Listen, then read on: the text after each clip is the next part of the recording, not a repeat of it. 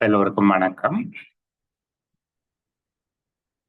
நாங்கள் ஸ்தாபன விதிக்கோவையினுடைய தொகுதி 1 அதனுடைய 28வது அத்தியாயம் கலந்துரையாடி கொண்டிருக்கிறோம். ஒரு செயலமர்வு ஏற்கனவே நிறைவு பெற்றிருக்கிறது. இதுல தாமதமாக இணைந்திருக்கக்கூடிய பிள்ளைகள் ஒரு பெரிய விடயத்தை நீங்கள் இழந்து விட்டதாக உணர்வு கொள்ள தேவையில்லை.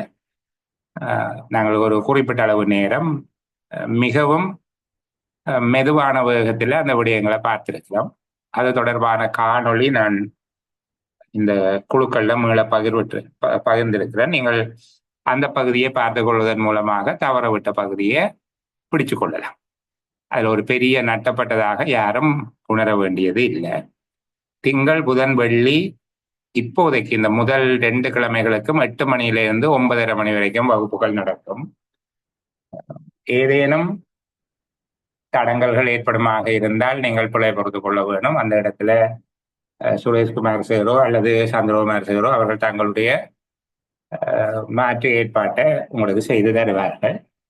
இயலுமான வரைக்கும் நான் வகுப்புகளை நிறுத்தி வைப்பதை விரும்புறதில்லை. வகுப்புகளை நான் நிறுத்துறதில்லை. இயலுமான எல்லா சந்தர்ப்பங்கள்லையும் வகுப்புகள் நடக்கும்.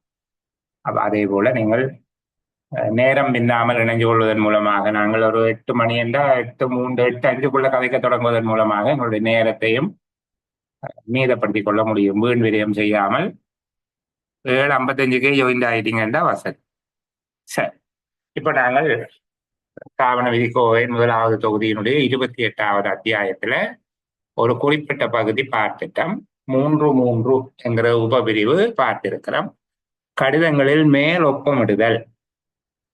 கடிதங்களில் மேலொப்பமிடுதல் என்பதை 2 விதமாக நான் பிள்ளைகளுக்கு விளங்கப்படுத்தினான். ஒன்று, சாதாரணமாக நாங்கள் அறிந்து வைத்திருக்கிறது, என்னுடைய மேற்பார்வையின் கீழ் உள்ள ஒரு உத்தியோகத்தர் ஒரு ஆவணத்தை வழங்கும் போது அவருடைய கையொப்பத்தின் கீழ் நானும் கையொப்பமிட்டு அதனை அத்தாட்சி செய்வது. உதாரணமாக, கிராம அலுவலர் கையொப்பமிடுகின்ற சான்றிதழ்களில் பிரதேச செயலர் மேலொப்பமிடுவது இந்த வகையில இருக்கு. 2வது, உத்தியோகபூர்வ கடிதங்களுக்கு திணைக்கள தலைவர் அல்லது நிறுவன தலைவர் சார்பாக அவருக்கு அடுத்தமைகின்ற வரிசை உத்தியோகத்தர்கள் கையொப்பமிடுவர். அரசாங்க அதிபருக்காக மேலதிக அரசாங்க அதிபர், திட்டப்பணிப்பாளர், பிரதம கணக்காளர் போன்றவர்கள் கையொப்பமிடுவதை இந்த வகையில நீங்கள் எடுத்துக்கொள்ளலாம். அல்லது பிரதேச செயலருக்கு பதிலாக உதவி பிரதேச செயலர். இது பற்றிய தெளிவான விளக்கம் கடந்த செயலமர்வுல நான் சொல்லி இருக்கிறேன். ஒரு ஞாபகத்துக்காக அதை சொல். இவ்வாறு திணைக்கள தலைவர் அல்லது நிறுவன தலைவர் ஒருவருக்காக ஆவணங்களில், கடிதங்களில், உத்தியோகபூர்வ கடிதங்கள் கையொப்பமிடுகின்ற நடைமுறையின் போது அவ்வாறான நடைமுறை ஒன்று காணப்படுமாக இருந்தால், கடிதம் ஒன்று மேலொப்பத்துடன் அனுப்பப்படுமாக இருந்தால் அங்கு பின்பற்றப்பட வேண்டிய நடைமுறைகள் அவை. இது ஒரு தனியான கேள்வியாக இந்த 3.3.1 எடுத்து வச்சுக்கொண்டு கேட்கலாம். இப்படி நாங்கள் கவனிக்காத மூல முடுக்குகள் இருக்கிற விடயங்கள்லாம் அண்மை காலத்துல பரீட்சைகள், அது இபி எக்ஸாமாக இருந்தாலும் சரி அல்லது ஒரு போட்டி பரீட்சையாக இருந்தாலும் சரி, வினத்திரமகாண்டட பரீட்சையாக இருந்தாலும் போட்டி பரீட்சையாக இருந்தாலும் அண்மை காலங்கள்ல இப்படியான இடங்கள்ல கேள்விகளை கேட்கிறது ஒரு மரபாக இருந்து கொண்டிருக்கு. ஆரம்ப காலங்கள்ல அப்படி இல்லை. வெளிப்படையாக தெரிந்த இடங்கள்ல கேள்விகளை கேட்டு ஓரளவுக்கு உங்களை அதிகம் பாதிப்புக்குள்ளாகாத விதமாக இப்போது அவர்கள் ஆழமான அறிவை பரிசோதிக்கிறார்கள்.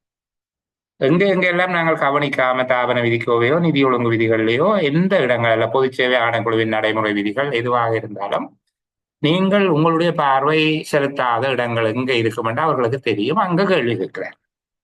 அப்ப நாங்கள் கொஞ்சம் இப்படியான இந்த சந்து மூலை முடக்குகள்ல இருக்கக்கூடிய விடயங்களின் மீது கூட கவனம் செலுத்த வேண்டும். எனக்கு திரும்ப திரும்ப சொல்லுகிறது பிள்ளைகள், உங்களுக்கு மூல ஆவணங்களை தான் நான் பகிர்ந்து விடுகிறேன். இப்படி கதைக்கிறேன். நான் கதைக்கிறது மட்டும் போதாது. நீங்கள் அதிகமாக அறுவடைகளை செய்து கொள்ள வேண்டுமாக இருந்தால் நீங்கள் திருப்பி அதை வாசிக்க வேண்டும். அப்படி வாசிக்கிற போது புரியாத பல விஷயங்கள் மீள உங்களுக்கு விளங்கும். சரி, இப்ப நாங்கள் கடிதம் ஒன்றை மேலொப்பத்துடன் அனுப்பும் போது பின்பற்றப்பட வேண்டிய நடைமுறைகள். ஒரு திணைக்கள தலைவர் அல்லது நிறுவன தலைவருடைய சார்பாக அவருடைய ஆணை அல்லது அறிவித்தலுக்கு அமைவாக அந்த மேலதிகாரி உயர் அதிகாரி ஆணை எடுக்கிறார், இதை நீங்க அனுப்பி விடுங்க, அல்லது அறிவுறுத்தல் ஒரு இன்ஸ்ட்ரக்ஷன் கொடுக்குறாரு, நீங்க பார்த்துட்டு சைன் பண்ணி அனுப்பி விடுங்க என்று சொல்லி, அல்லது ஒரு வரைவு கடிதத்துக்கு அவர் கையொப்பமிட்டு விட்டார், ஒரு டிராப்ட் ஒன்றை போடுறோம், அவர் அதில் சைன் பண்ணிட்டு, சரிதானே? இதைத்தான் நாங்க சொல்லுகிறது, குறித்த திணைக்கள தலைவர் அல்லது நிறுவன தலைவருடைய ஆணை அல்லது அறிவுறுத்தலுக்கு அமைவாக அவருக்கு அடுத்தமைகின்ற வரிசை உத்தியோகத்தரால் உத்தியோகபூர்வ கடிதங்கள் ஆவணங்கள் கையொப்பமிடப்பட்டு அனுப்பி வைக்கப்படுவதை நாங்கள் மேலொப்பமிடுதல் என கருதி கொள்ளும். இவ்வாறு கடிதம் ஒன்று மேலொப்பத்துடன் அனுப்பப்படுமாயின் பின்பற்றப்பட வேண்டிய நடைமுறைகள் எவை என்று கேட்பேன். நான் முதல் எளிமையாக உங்களுக்கு விளங்கப்படுத்துகிறேன். முதல், அந்த திணைக்களத்தினுடைய அல்லது அமைச்சினுடைய அந்த நிறுவனத்தினுடைய உத்தியோகத்தர்களுக்கு நிறுவன தலைவர் அல்லது திணைக்கள தலைவர் யார் யார் மேலொப்பத்துடன் கடிதங்களை அனுப்பலாம், மேலொப்பத்துடன் கடிதங்களை அனுப்பக்கூடிய அலுவலர்கள் யார் என்கின்ற, அதாவது அந்த அலுவலர்களுடைய பதவி பெயர்களை அறிய தர வேணும். எங்க அறிய தர வேணும்? தன்னுடைய திணைக்களத்தில அல்லது தன்னுடைய அமைச்சு தன்னுடைய நிறுவனத்தில இருக்கக்கூடிய உத்தியோகத்தர்களுக்கு தெரிய வேணும். எங்களுடைய பெரிய சேரோ பெரிய மேடத்துக்கு பதிலாக யார் கையொப்பம் வைக்க, அவர்களுக்கு எழுத்து மூலமான ஆவணம் ஒன்றாக அதனை விநியோகிக்க வேண்டும்.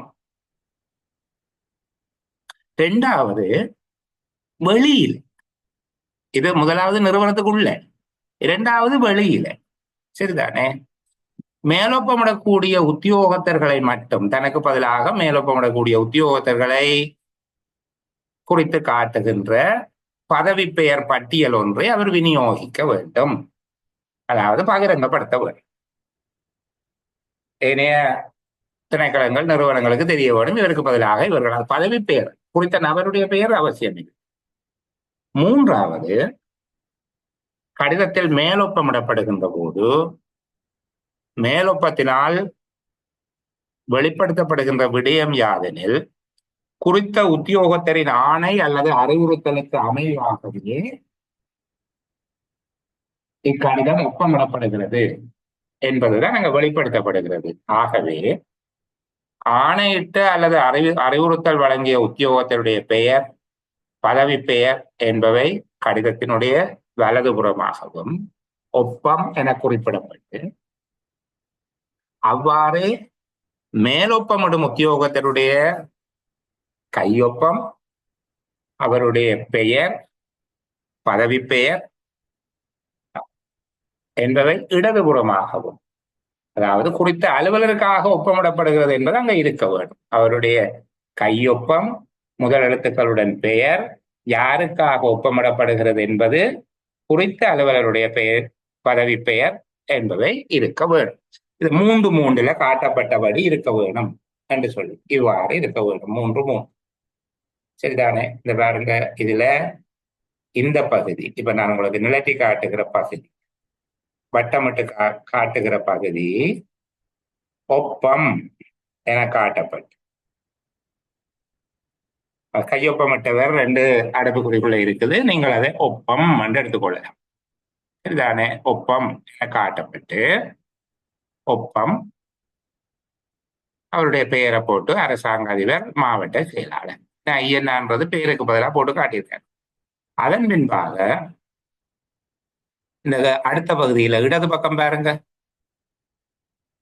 இடது பக்கம் போட்டு காட்டி இருக்கு. அப்படி கையொப்பம் முதல் எழுத்துக்களோடு அவருடைய பெயர்,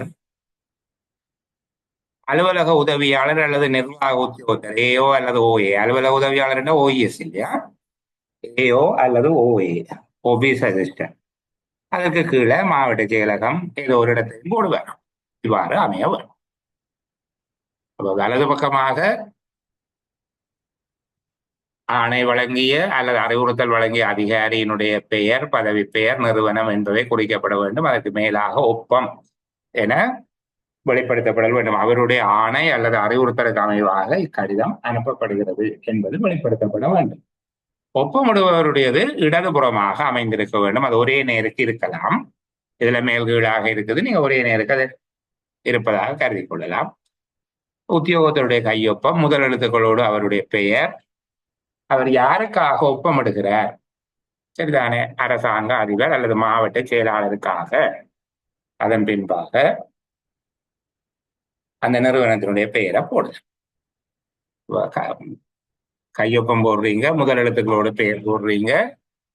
அதுக்கு பிறகு நிர்வாக உத்தியோகத்தர் அல்லது அலுவலக உதவியாளர், சில மேலதிக அரசாங்க அதிபர் அப்படி எல்லாம் போடுது. அடுத்ததாக அரசாங்க அதிபருக்காக மாவட்ட செயலகம் ஒரு மாவட்டத்தை போடுறோம். இந்த மாதிரியாக இருக்க வேண்டும். அப்ப 3 விடயங்கள், 3 நடைமுறைகள் பின்பற்றப்பட வேண்டும். அவர்கள் கேள்வி கேட்பதாக இருந்தால் இதை வச்சு கொண்டுதான் உங்கள்கிட்ட கேள்வியை கேட்பார்கள். 3 3 1 3 3 1 என்கிற பகுதியை மனசுல வச்சுக்கொண்டு கேள்வி கேட்பார்கள். பெரும்பாலும் விடைகளை இப்போது இந்த புத்தகங்கள்ல இருந்து அப்படியே சரி செய்துதான் புள்ளியியல் திட்டமாக கொடுக்கிறேன். அப்ப இந்த பகுதியை பார்த்துக் கொள்வோமா? கடிதம் ஒன்று மேலொப்பத்துடன் அனுப்பப்படும் போது பின்பற்றப்பட வேண்டிய நடைமுறைகள் அல்லது எவ்வாறான நடைமுறைகள் பின்பற்றப்பட வேண்டும். எளிமையாக சொல்லி இருக்கிறேன். 1, தமது ஆணைகளை அல்லது அறிவித்தல்களை மேலொப்பத்துடன் அனுப்பக்கூடிய உத்தியோகத்தர்கள் யார் யார் என்பதை காட்டும் பதவி பெயர் பட்டியல் ஒன்றை அந்த அமைச்சினுடைய செயலாளர், திணைக்கள தலைவர் அல்லது நிறுவன தலைவர் தமது உத்தியோகத்தர்களுக்கு விநியோகிக்க வேண்டும். இது உள்ளுக்கு கொடுக்கணும். 2வது, மேலொப்பமிடக்கூடிய உத்தியோகத்தர்களை மட்டும் சுட்டிக்காட்டும் பதவி பெயர் பட்டியல் ஒன்றை அமைச்சு செயலாளர், திணைக்கள தலைவர் சுற்றி பரப்புதல் வேண்டும், சர்க்குலேட் பண்ண. சரிதானே? விநியோகிக்க வேண்டும் என்பதை இன்னும் நீங்கள் சுற்றி பரப்புதல் வேண்டும். அதனுடைய கருத்து அது சுற்று நிறுவமாக அல்லது உள்ளக சுற்றறிக்கையாக ஒரு மேமோவா என்னமோ அந்த சம்பந்தப்பட்ட ஏனைய திணைக்களங்களுக்கு போகிற போது அது ஒரு சுற்றறிக்கை அல்லது ஒரு சுற்றறிக்கை கடிதம். இப்ப நாங்கள் அதை எல்லாத்தையும் சேர்த்து ஒரே வார்த்தையில சொல்லுகிறோம், சுற்றி பரப்புதல் வேண்டும். 3வது, மேலொப்பத்தினால் அறிவிக்கப்படுவது குறிப்பிட்ட உத்தியோகத்தரின் ஆணை அல்லது அறிவுறுத்தல் என்பதன் காரணமாக அந்த உத்தியோகத்தருடைய பெயர், பதவி பெயர் வலது பக்கமாக, என்ன 3 பிரிவுல காட்டப்படுவது போல வலது பக்கமாக ஒப்பம் என குறித்து அல்லது கையொப்பமிட்டவர் என குறித்து அவருடைய பெயர், பதவி பெயர் காட்டப்படுவதோடு மேலொப்பமிடும் உத்தியோகத்தருடைய ஒப்பம், பெயர், பதவி பெயர் போன்ற விடயங்கள் கடிதத்தில் இடதுபுறமாக அமைந்திருக்க வேண்டும். சரி, இதுல அடுத்த பகுதியாக உங்கள்கிட்ட கூடுதலாக கேட்கக்கூடியது இந்த 3-6 விவரம். அந்தரங்க கடிதங்கள், ஆவணங்கள் தொடர்பாக அலுவலகம் ஒன்றில் அந்தரங்க கடிதங்கள், அந்தரங்க கடிதங்கள் என்று சொல்லுகிறது பர்சனல் லெட்டர் இல்லை, சரிதானே? அந்தரங்க கடிதங்கள் என்பது ஒரு பர்சனல் லெட்டர் இல்லை. அது இது நாங்கள் சொல்லுகிறது ரகசியமாக அல்லது பிரத்யேகமாக ஒருவருக்கு கிடைக்க வேண்டும் என்று சொல்லி அனுப்பப்படுகிற உத்தியோகபூர்வ கடிதங்களை தாங்கள் திணைக்கள தலைவருக்கு மட்டும் அனுப்பப்படுகிற. சாதாரணமாக இதுல இன்னொரு வகை இருக்கு. திணைக்கள தலைவருடைய பெயர் எழுதப்பட்டு அதன் பின்பாக அவருடைய பதவியும் முகவரியும் எழுதப்பட்டு அனுப்பப்படுமாக இருந்தால் அந்த கடிதங்களை திறக்கக்கூடும். ஆனால் அது அந்தரங்க கடிதம் அல்ல, தனிப்பட்ட கடிதமாக கருத வேணும், பர்சனல் லெட்டர்.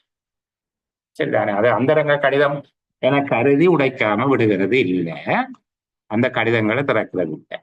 ஆனால் அது அவருக்கு பர்சனலா வந்த லெட்டர் என்று கருதி நாங்கள் அந்த கடிதங்களை திறக்காமல் அந்த உத்தியோகத்தர்கிட்ட கொடுக்குறாங்க. அது ஒரு உத்தியோகத்தருடைய பெயருக்கு வந்தாலும் சரி, திணைக்கள தலைவருடைய பெயர், நிறுவன தலைவருடைய பெயருக்கு வந்தாலும் நாங்கள் அது ஒரு தனிப்பட்ட கடிதம் மற்ற அலுவலர்களுடைய பெயருக்கு வருவது போல கருதி கொடுக்குறோம். அது திறக்கக்கூடாது அந்த கடிதம்.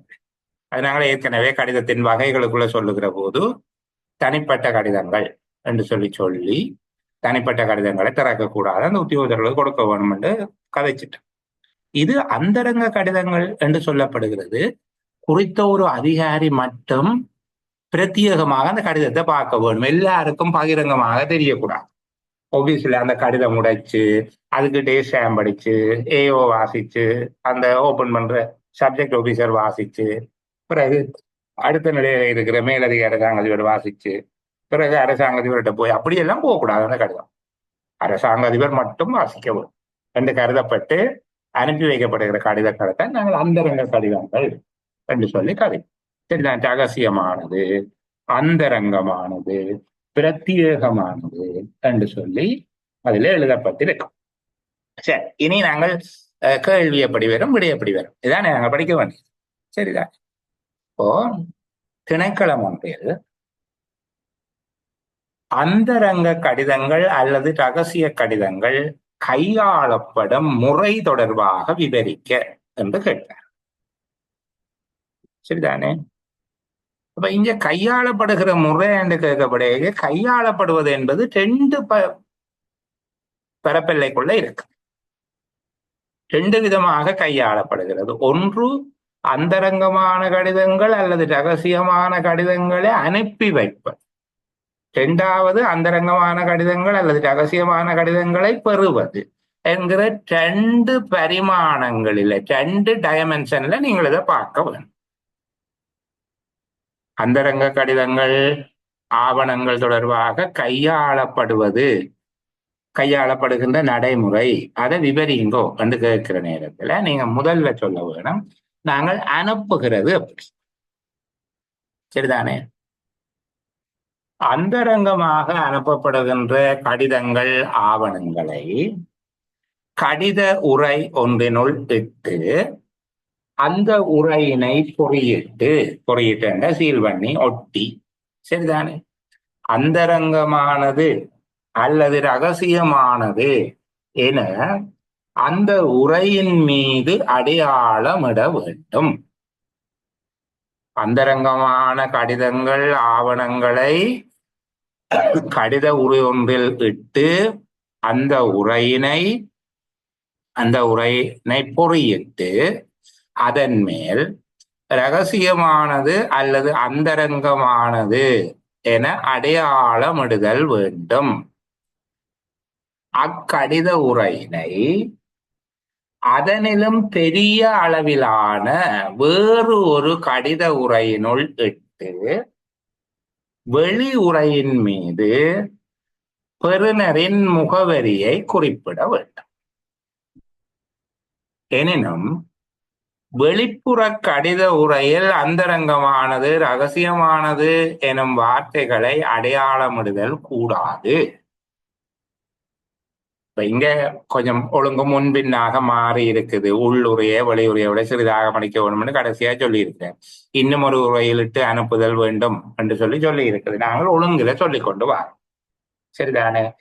நாங்கள் கடிதத்தை அனுப்பிக்கல உள்ளுக்கு இருக்கிற ஒரு கடித உரையில போட்டு முதல்ல என்ன சொல்லுகிறோம், அந்தரங்கமான கடிதங்கள் ஆவணங்களை கடித உரை ஒன்றுக்குள் இட்டு அந்த உரையின் மேல்புறத்தில் அந்த உரையை பொறியிட வேண்டும் முதல். சரி, அந்தரங்கமான கடிதங்கள் ஆவணங்களை கடித உரை ஒன்றினுள் இட்டு அதனை பொறியிட்டு அக்கடிதத்தின் மேற்புறத்தில் அக்கடித உரையில் அந்தரங்கமானது அல்லது ரகசியமானது என அடையாளமிட வேண்டும். அதனை சிறிதாக மடித்து இன்னொரு கடித உரையில் இட வேண்டும் அல்லது அதனிலும் பெரிதான ஒரு கடித உரையில் இட வேண்டும். வெளியுரையில் பெறுநரின் பெயர், முகவரி போன்றவற்றை இடலாம். எனினும் ரகசியமானது அல்லது அந்தரங்கமானது என அடையாளமிடக்கூடாது. அப்படி அடையாளமிட்டால் மற்ற அகலது உடைச்சு பார்க்கிறோம். சரிதானே? இது அனுப்பி வைக்கிற முறை. இரண்டாவது, திணைக்களம் ஒன்றுக்கு கடிதம் கிடைக்கும் அதில் ரகசியமானது அல்லது அந்தரங்கமானது என அடையாளமிடப்பட்டிருப்பில் இது எப்படி தெரியுமெண்டா, உள்ளுக்கும் அடிச்சு சின்னனாத்தான் வச்சிருக்கிறீங்க, சின்ன கவர்ல போட்டு வச்சிருக்கிறீங்க, பிறகு ஒரு பெரிய கவர்ல போட்டு அனுப்புறீங்க. இப்ப அவர்கள் உடைக்கிறது பெரிய கவரை வெட்டி திறப்பார். பெரிய கவரை வெட்டி திறந்து பார்த்தா உள்ளுக்கு கடிதம் இருக்காது, இன்னொரு கடித உரைதான் இருக்கும். அது சீல் பண்ணி இருக்கும், ஒட்டி இருக்கும்.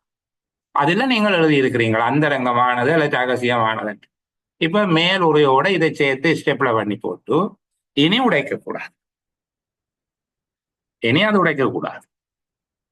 ரகசியமானது அல்லது அந்தரங்கமானது என அடையாளமிட்டு கிடைக்கின்ற ஒவ்வொரு கடிதமும் திறக்கப்படாமல் தனிப்பட்ட ரீதியில் பார்வையிடுவதற்காக திணைக்கள தலைவரிடம் அல்லது அதற்கு என்று விசேடமாக அதிகாரம் அளிக்கப்பட்ட பதவி நிலை உத்தியோகத்தர் ஒருவரிடம் கையளிக்கப்பட வேண்டும். அக்கடிதம் அவராலேயே திறக்கப்பட வேண்டும். சாதாரணமாக கடிதங்களை கையாளுகிற உத்தியோகத்தர் அதை திறக்கக்கூடாது.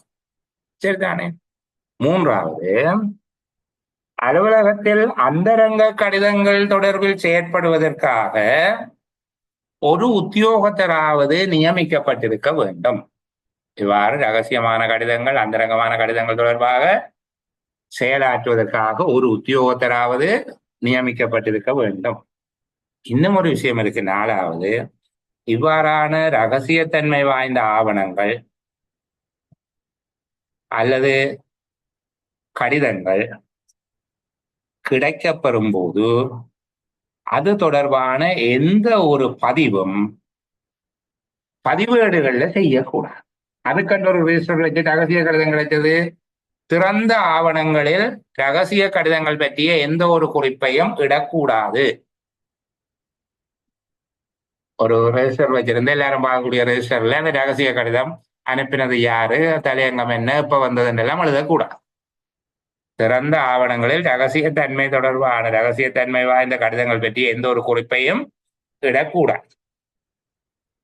ரகசியத்தன்மை வாய்ந்த ஆவணங்களில் அடங்கியுள்ள விடயங்களை அதை தெரிந்து கொள்ள வேண்டிய அலுவலர் தவிர வேறு எவரும் தெரிந்து கொள்வதற்கு சந்தர்ப்பம் அமையக்கூடாது. அதற்கு ஏற்ற விதமாக அது கையாளப்பட வேண்டும். இப்ப பாருங்க, இவ்வளவையும் சேர்த்து போட்டு உங்களுக்கு அவர் ஒரு 6 புள்ளிய அல்லது 8 புள்ளிய தாரதுக்கு ஆசைப்படலாம். அப்ப நீங்கள் அழகாக எழுதுவோம். சரிதானே?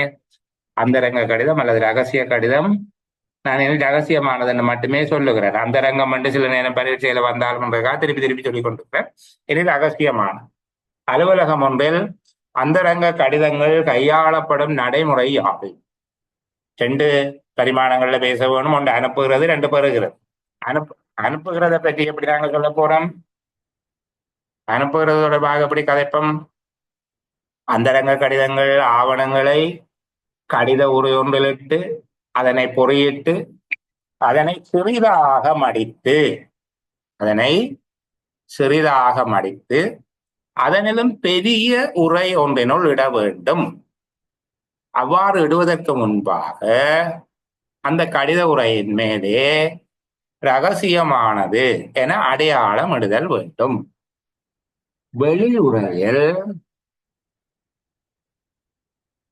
பெறுநர் விவரத்தை குறிப்பிடலாம், பெறுநரின் முகவரியை குறிப்பிடலாம். எனினும் ரகசியமானது என அடையாளமிடக்கூடாது. அடுத்தது, இனி கிடைக்கிறத பற்றி எழுத போறோம். சரிதானே? கிடைக்கிறத பற்றி எழுத போகிறோம். கிடைக்கிறத பற்றி எப்படி எழுதுகிறோம்?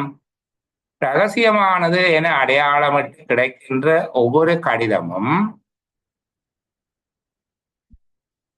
திணைக்கள தலைவரிடம் அல்லது அதற்கென திணைக்கள தலைவரால் விசேடமாக அதிகாரம் அளிக்கப்பட்ட பதவி நிலை உத்தியோகத்தரிடம் வழங்கப்பட வேண்டும்.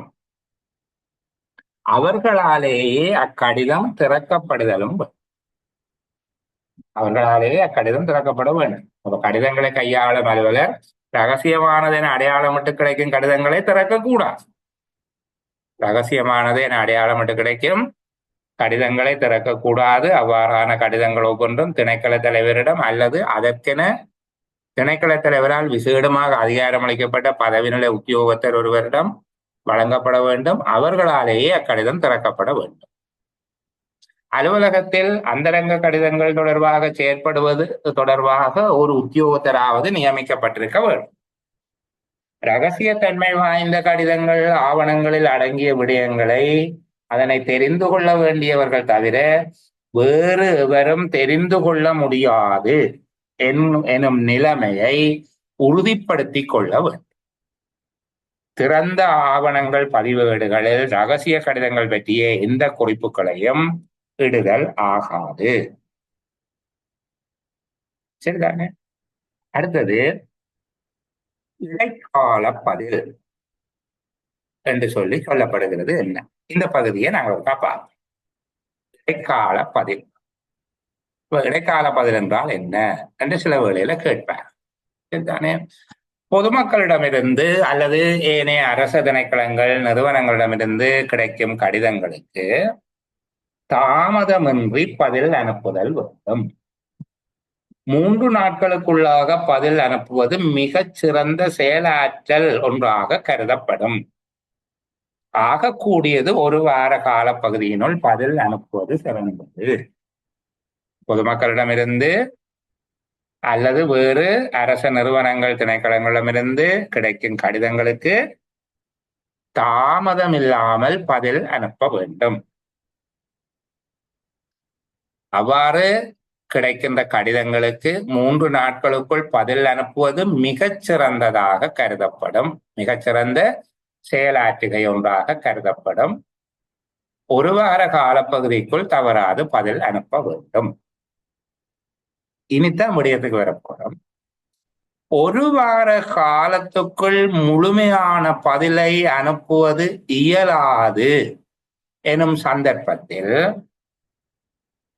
1 வார காலத்துக்குள் இறுதி பதிலை அல்லது முழுமையான பதிலை அனுப்புவது இயலாது எனும் சந்தர்ப்பத்தில் கடிதம் கிடைத்தமை பற்றியும்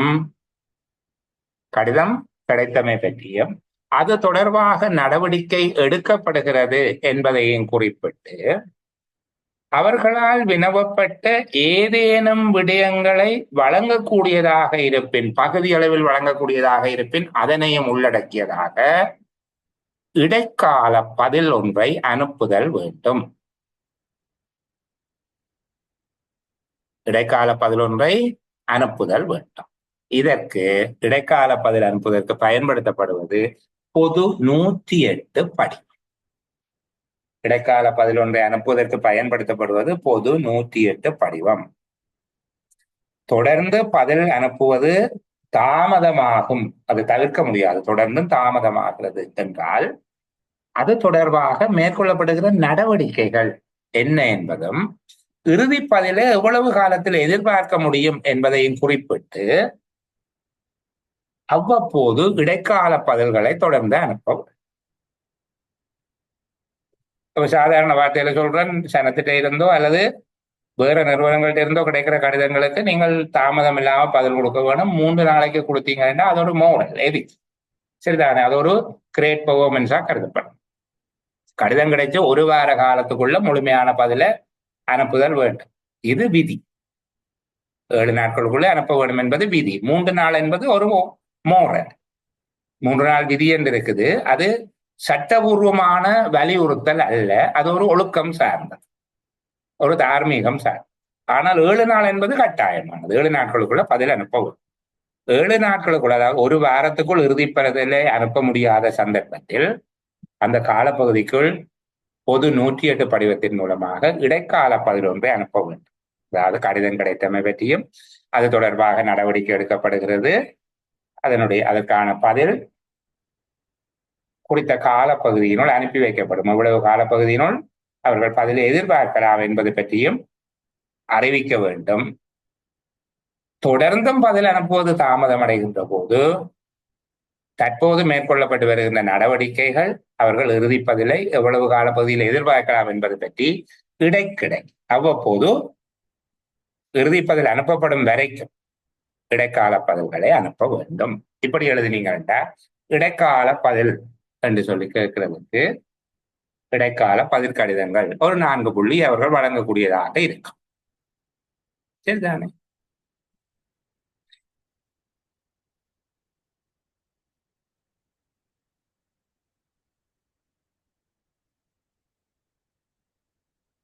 அடுத்ததாக உத்தியோகபூர்வ கடிதங்கள், உத்தியோகபூர்வ ஆவணங்களின் பிரதிகளை எடுத்தல் அல்லது வழங்குதல் தொடர்பாக நாங்கள் இது தாபன விதிக்கோவையினுடைய 47வது அத்தியாயம் நான் உங்களோட கலந்துரையாடுகிற போது இந்த பகுதியையும் சேர்த்து கொண்டு, அதாவது அரச அலுவலர்களினுடைய தகவல் வழங்குதல் தொடர்பாக இருக்கக்கூடிய பகுதியில இதை விட விளக்கமாக பேசுவேன். அப்போது இந்த பகுதி அதுக்குள்ள வரும் என்பதன் காரணமாக இப்போதைக்கு நாங்க உங்களோட எடுத்து பேச இல்லை. தகவல் அறியும் சட்டத்தையும் உள்ளடக்கியதாக நாங்கள் பேச வேண்டும். இப்போதைக்கு இந்த பகுதியை கையை விடுங்க. சரிதானே? அதை ஒன்றும் சொல்லக்கூடாது என்பது அல்ல, இதை விட அழகாக சொல்ல வேணும் என்பதனால நாங்கள் பார்க்கிறோம். அடுத்தது அரச உத்தியோகத்தர்கள் முன்வைக்கின்ற கோரிக்கைகள். இந்த கோரிக்கைகள் என்பதை விளம்பல்கள் அப்படி என்று சொல்லியும் சொல்லுகிறது. அரச உத்தியோகத்தர்கள் முன்வைக்கின்ற கோரிக்கைகள் தொடர்பான முக்கியமான அம்சங்களை முதல்ல பார்ப்போம். அதுக்கு பிறகு அதுல எப்படி கேள்வி கேட்கலாம், இந்த பகுதிக்குள்ள எவ்வாறு வினாக்கள் வினவப்படலாம் என்பதை பற்றி கொஞ்சம் அவதானித்துக் கொள்ளும்.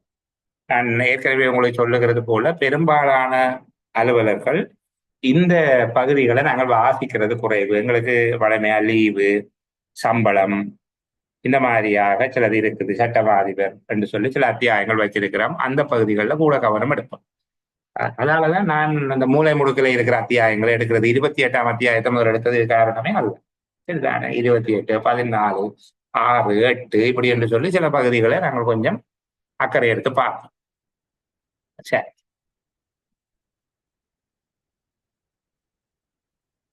முதல்ல தன்னுடைய தனிப்பட்ட உரிமையின் மீது தாக்கம் ஏற்படுத்தக்கூடிய எந்த ஒரு விடயத்தை பற்றி, ஒரு உத்தியோகத்தருடைய தனிப்பட்ட உரிமையின் மீது தாக்கம் ஏற்படுத்தக்கூடிய எந்த ஒரு விடயம் தொடர்பாகவும் முறையாக அமைக்கப்பட்ட ஒரு அதிகார சபையிடம் கோரிக்கை அல்லது மேன்முறையீடு ஒன்றை எந்த ஒரு உத்தியோகத்தரும் முன்வைக்கலாம்.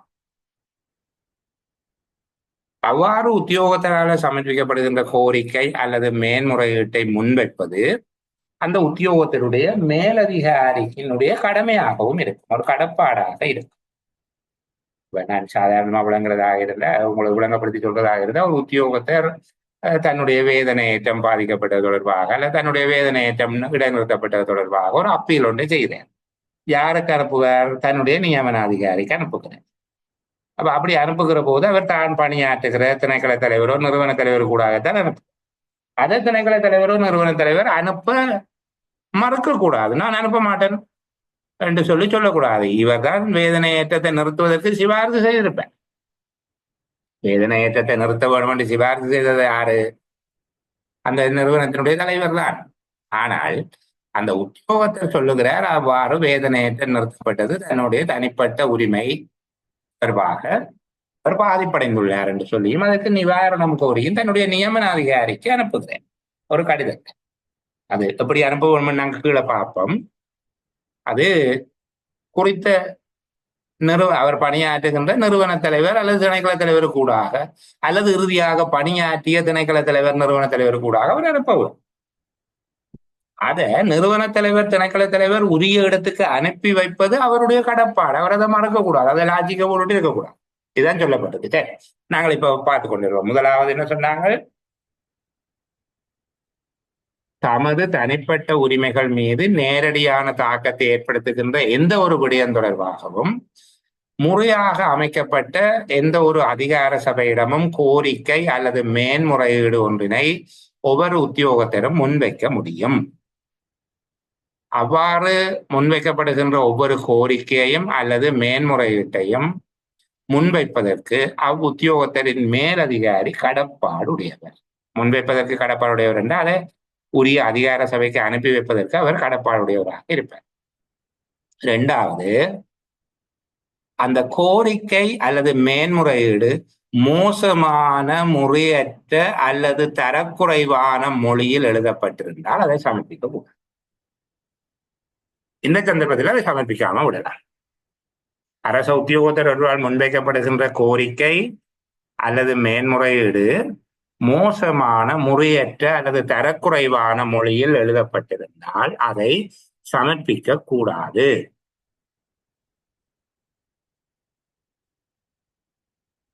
கோரிக்கை அல்லது மேன்முறையீட்டை ஏற்றுக்கொள்ளாவிட்டால் அது பொருத்தமான மொழி நடையில இல்ல, தரக்குறைவாக எழுதப்பட்டிருக்கு, தூஷணம் எழுதி இருக்கின்றால் அவர்கிட்ட திருப்பி கொடுத்துருவோம், இதை ஏற்றுக்கொள்ள இயலாது என்று சொல்லி. ஏற்றுக்கொள்ளப்பட்டால் அவருக்கு ஒரு அக்னாலஜ்மெண்ட் கொடுக்கும். அதாவது அந்த மேன்முறையீடோ கோரிக்கையை நிறுவனத்தில் ஏற்றுக்கொண்டார்களாக இருந்தால் அது கிடைக்க பெற்றது என்பதை உடனடியாக அறிவித்து அது சென்றடைய வேண்டிய நபரிடம் சமர்ப்பிக்கப்படும் என்பதை உத்தியோகத்திற்கு அறிவிக்க வேண்டும். தங்களால வழங்கப்பட்ட இந்த மேன்முறையீடு அல்ல கோரிக்கை பெற்றுக்கொள்ளப்பட்டது, அது அமைச்சு செயலாளருக்கு அனுப்பி வைக்கப்படும். சில வேளைகளில் இதுக்கு வேறொரு நுட்பத்தை கையாளுகிறார்கள். அதை அனுப்பி வைத்துவிட்டு அந்த கடிதத்தினுடைய ஒரு பிரதியை குறித்த உத்தியோகத்திற்கு கொடுக்கிறார்கள். ஆகவே அதை ஏற்றுக்கொள்ளப்பட்டு விட்டது, உரியவருக்கு அனுப்பி வைக்கப்பட்டு விட்டது. அதைத்தான் இங்க நாங்கள் மறைமுகமா புரிஞ்சு கொள்ளக்கூடியதாக இருக்கும். அப்ப மூன்றாவது இப்படி பார்க்கணும் இதுதானே.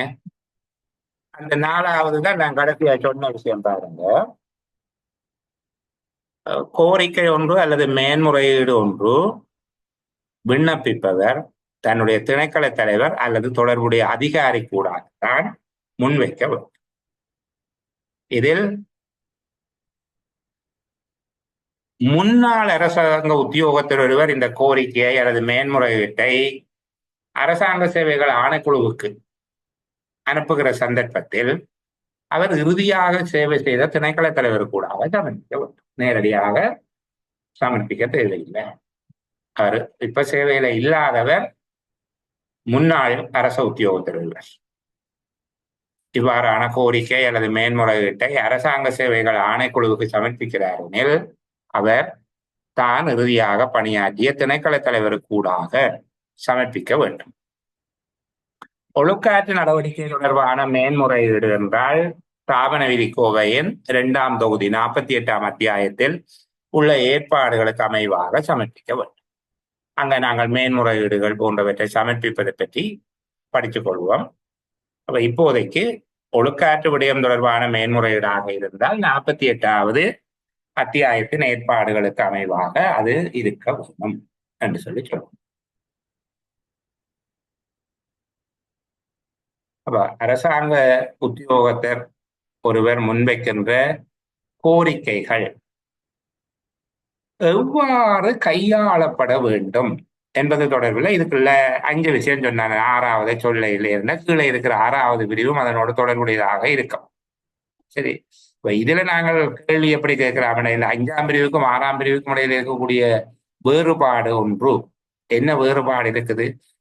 5வது விடயம் என்று சொல்லப்படுது அரசாங்க உத்தியோகத்தர்கள் முன்வைக்கின்ற கோரிக்கை தொடர்பாக, அரசாங்க உத்தியோகத்தர்கள் முன்வைக்கின்ற கோரிக்கை தொடர்பாக ஒரு திணைக்கள தலைவர் அல்லது நிறுவன தலைவர் பின்பற்ற வேண்டிய வழிமுறைகள் அல்லது நெறிமுறைகள் எவை என்று கேட்கப்பட்டால் நீங்கள் 5வது எழுதணும். ஆனா இது முழுக்க முழுக்க திணைக்கள தலைவர் ஒருவர் அதனை கையாள்வதை பற்றி தான் சொல்லப்பட்டிருக்கு. ஒரு முதலாவது சொல்லியிருக்கு, உத்தியோகத்தர் ஒருவருக்கு அதை சமர்ப்பிக்கின்ற உரித்து உண்டு. அவர் சமர்ப்பித்தால் அதனை உரியவரிடம் அனுப்பி வைப்பது அந்த உத்தியோகத்தருடைய மேலதிகாரியின் கடப்பாடு. அப்ப இது மேலதிகாரியின் கடப்பாடு தான் சொல்லியிருக்கு. 2வது, அது மோசமான மொழியில அல்லது தரக்குறைவான மொழியில எழுதப்பட்டிருந்தா, மோசமான மொழி என்றது மோசமான வார்த்தை பிரயோகம், மொழி நடையத்தான் சொல்றார்கள். மொழி என்கிறது சிங்களம், ஆங்கிலம், இந்தி, அரபு அந்த கருத்து அல்ல. மொழி நடை மோசமான, முறையற்ற, தரக்குறைவான மொழி நடையில் எழுதப்பட்டிருந்தால் அதை சமர்ப்பிக்க கூடாது என்றால் அங்கால ஃபார்வர்ட் பண்ணக்கூடாது, இவர்கிட்டயே திருப்பி கொடுத்துருவோம். அதை ஏற்றுக்கொள்ளக்கூடாது. அது 3வது, ஒரு கடிதம் ஏற்றுக்கொள்ளப்பட்டால், ஒரு மேன்முறையீடோ கோரிக்கையோ ஏற்றுக்கொள்ளப்பட்டால் அது கிடைக்க பெற்றது என்பதையும் உரிய நபருக்கு அனுப்பி வைக்கப்படும், உரிய மேலதிகாரிக்கு அது கையளிக்கப்படும் என்பதையும் உத்தியோகத்தருக்கு அறிவிக்க வேண்டும். இதுதான் நான் சொன்னான். என்னப்படி அவ்வாறு கிடைக்கிற கடிதம் உண்டு, நாங்கள் அடுத்த கட்டத்துக்கு ஃபார்வர்ட் பண்ணிக்கல அந்த கடிதத்தினுடைய முகப்பு கடிதம் இந்த உத்தியோகத்தரால் சமர்ப்பிக்கப்பட்ட இந்த கோரிக்கை தாங்கள் இந்த பொருத்தமான நடவடிக்கைக்காக அனுப்பி வைக்கிறோம் அல்லது கீழ்வரும் சிபாரிசுகளோடு அனுப்பி வைக்கப்படுகிறது என்னமோ அந்த கொப்பியை அந்த உத்தியோகத்தருக்கு கொடுக்குறது. 4வது, எந்த ஒரு கோரிக்கை அல்லது மேன்முறையீடும் விண்ணப்பிப்பவருடைய திணைக்கள தலைவர் அல்லது தொடர்புடைய அதிகாரி கூடாக, ஏற்புடைய அதிகாரி என்றால் சம்பந்தப்பட்ட அதிகாரி கூடாகத்தான் முன்வைக்கப்பட வேண்டும். முன்னாள் அரசாங்க உத்தியோகத்தர் ஒருவர் இவ்வாறு கோரிக்கையை பொதுச்சேவை ஆணைக்குழுவுக்கு முன்வைத்தால் அவர் இறுதியாக பணியாற்றிய திணைக்கள தலைவர் கூடாக அனுப்பப்பட வேண்டும். ஒழுக்காற்று விடயம் தொடர்பான மேன்முறையீடாக இருந்தால் ஒழுக்காற்று விடயம் தொடர்பில் ஸ்தாபன விதிக்கோவை 48ஆம் அத்தியாயத்தின் ஏற்பாடுகளுக்கு அமைவாக இருக்க வேண்டும். இந்த ஆறாவதை பார்க்க முடியும் உங்களுக்கு இதுல இருக்கிற விடயம் தெளிவாக விளங்கும். ஆறாவது கேள்வி எப்படி கேட்கிறார்கள் என்ற பாருங்க. அதுல ஒன்று, எழுத்து மூலமாக கோரிக்கை அல்லது மனு ஒன்று சமர்ப்பிக்கப்படும் போது அது எவ்வாறான விதிகளை பின்பற்றி இருக்க வேண்டும்? 2 விதிகள் சொல்லப்பட்டிருக்கு. இது சில வேளைகள்ல ஒரு 6 புள்ளி அல்லது 8 புள்ளியை உங்களுக்கு தரணும். எழுத்து மூலம் கோரிக்கை ஒன்று அல்லது மனு ஒன்று இயன்ற வரையில் சமர்ப்பிக்கப்படுகிறது. இங்க கவனிங்க, இது ஒரு உத்தியோகபூர்வமான ரிக்வெஸ்டோ அப்பீலோ இல்லை. இது ஒரு பப்ளிக், ஒரு கவர்மெண்ட் ஆபீசராக இருந்தாலும் அவர் தனிப்பட்ட முறையில் தான் ஒரு அரச உத்தியோகத்தராக அல்லாமல் அது அவருடைய பர்சனல், அவர் தன்னை ஒரு பொதுமகனாக கருதுமாறு எண்ணி அந்த கோரிக்கையை முன்வைக்க. அப்ப இதுதான் ஆறாவதுல உள்ள வித்தியாசம். மேல சொல்லப்பட்டது என்ன? அது உத்தியோகபூர்வமான கோரிக்கை அல்லது மேன்முறையீடு ஒன்றை சமர்ப்பிக்கும் போது கையாளப்பட வேண்டியது. ஒரு திணைக்கள தலைவர் தொடர்பாக கேட்கலாம் அல்லது பொதுவாக கேட்கலாம். 5வது விடயம் விளங்கிட்டு தானே? 5வது விடயத்தை நீங்க படிக்கக்குள்ள இது ஒபிஷியலா தான் அவர் கொடுக்குறேன். அப்பீலாக இருந்தாலும் சரி, ஒரு ரிக்வெஸ்டாக இருந்தாலும் சரி, கோரிக்கை அல்லது மேன்முறையீடு இது உத்தியோகபூர்வமானது. 6வது விடயம் பொதுமக்கள் அல்லது அரசாங்க உத்தியோகத்தர் ஒருவர் தனிப்பட்ட நிலையில் முன்வைக்கும் கோரிக்கை. இது உத்தியோகபூர்வமான கடிதம் அன்றல்ல. சரிதானே? சரி. எழுத்து மூலமான கோரிக்கை அல்லது மனு ஒன்று சமர்ப்பிக்கும் போது எவ்வாறான விதிகளுக்கு அமைவாக இருக்க வேண்டும்? 2 விதிகள் சொல்லப்பட்டிருக்கு. கையெழுத்து கையால் எழுதப்பட்டு அல்லது தட்டச்சு செய்யப்பட்டு அல்லது அச்சிடப்பட்டு அனுப்பலாம். கையெழுத்து பிரதியாக அனுப்புவதாக இருந்தால் எழுத்துக்கள் தெளிவாக எழுதப்பட வேண்டும். மனுதாரருடைய கையெழுத்துக்களால் எழுதப்படவில்லை என்றால் மனுதாரர் எழுத இல்லை, வேற யாரோ தான் அந்த கடிதத்தை எழுதி கொடுத்திருக்கிறோம் என்றால் மனுதாரருடைய கையொப்பம் அல்லது பெருவிரல் அடையாளத்துக்கு மேலதிகமாக மனுவை தயாரித்த நபர் தன்னுடைய விவரங்களை தெளிவான எழுத்திலே அதுல கையொப்பமிட வேண்டும். பிரதான மனுதாரர் யார், அவருடைய பெயர் என்ன, முகவரி என்ன என்பதும் எழுதி கொடுத்தவருடைய பெயர் முகவரி அதுல இருக்க வேண்டும். இது எங்களுக்கு கன பேருக்கு தெரியாது. சரிதானே?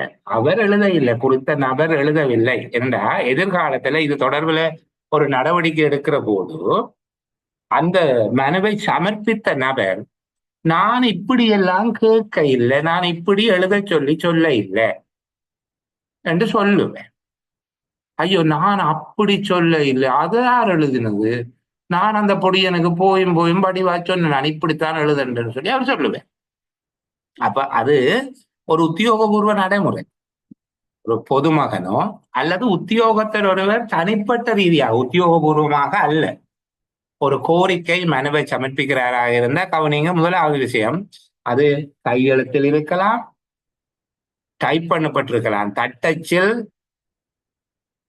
அல்லது அச்சு பிரதியாக, தட்டச்சு பிரதியாக அல்லது அச்சு பிரதியாக அனுப்பப்படலாம். கையெழுத்து பிரதியாக அனுப்புவதாக இருந்தால் தெளிவான கையொப்பத்தில் தெளிவான எழுத்தில் எழுதப்பட வேண்டும். மனுதாரர் தன்னுடைய கையினால் அதை எழுதவில்லை என்றால், மனுதாரரின் கையெழுத்துக்களால் மனு எழுதப்படவில்லை என்றால் மனுதாரரின் கையொப்பம் அல்லது பெருவிரல் அடையாளத்துக்கு மேலதிகமாக அந்த மனுவினை எழுதியவரும் கையொப்பம் இட வேண்டும். தெளிவான எழுத்தில் அதில் கையொப்பம் இட வேண்டும்.